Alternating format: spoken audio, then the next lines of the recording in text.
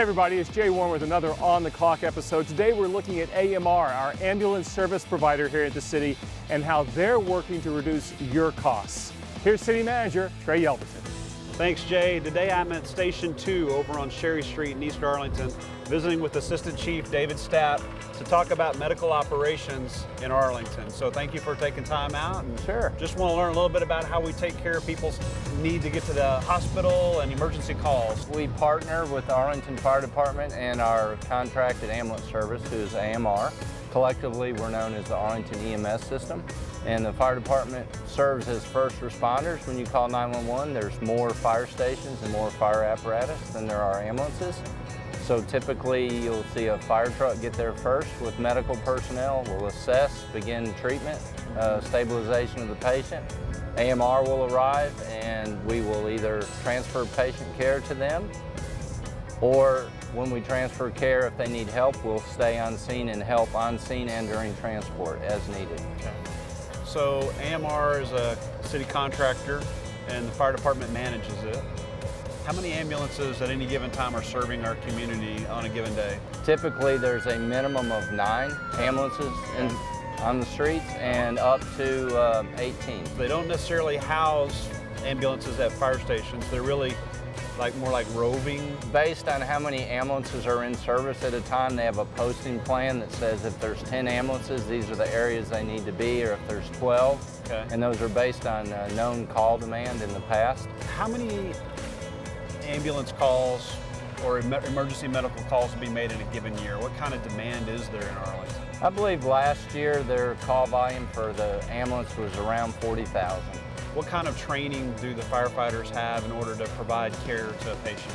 Well, the minimum level of training for Arlington firefighters is an advanced EMT, which includes the ability to intubate, put breathing tubes down people's throats, start IVs, and push a variety of medications. About half of our people are paramedics, which can provide an even higher level of care. And all ambulances are staffed with 1 paramedic and 1 basic EMT. Well, Chief Stapp, just on behalf of our residents and everything you do to lead this part of the fire service, we really appreciate everything that you do. And I think we're going to go visit a little bit more with the ambulance provider and learn a little bit more directly about what they do. Great. Well, it's an honor to serve, and thanks for coming out. Thank you. So now we're here with Mark Kessler, who's the Regional Director for AMR here in Arlington and manages our ambulance services in coordination with our fire department. So how does that work from your perspective as far as providing great service to Arlington residents as the manager of AMR? How does that, what kind of things are important to you? From our perspective, this is a great system because it's truly a partnership and an integrated system. We actually respond to all calls as one, meaning we not only work together every day, but we train together. But on average, kind of what's the basic rate for someone who's going to go to the hospital in an ambulance? That average cost is going to be just under $1,400. That's exactly where ReadyCare comes in. ReadyCare is a program where you subscribe. If you have primary insurance, $67 a year ensures that they don't receive a balance bill. So $67 might cover 2 or 3 medical runs that you might deal with while you're having health concerns. Yes, it covers for the entire year. Mark, just on behalf of our citizens in Arlington, we want to appreciate AMR for the service and all the good work that you do on behalf of people here in our community. I think we're going to go talk to one of the paramedics and just appreciate all you and AMR do for our citizens. Thank you very much, sir. I'm here with one of our paramedics with AMR, Robert Smiley, who's going to talk to us about, for those who do have to ride in this vehicle, what's going on in your office here. What kind of tools and equipment do you have to kind of help our residents and how you go about doing your business?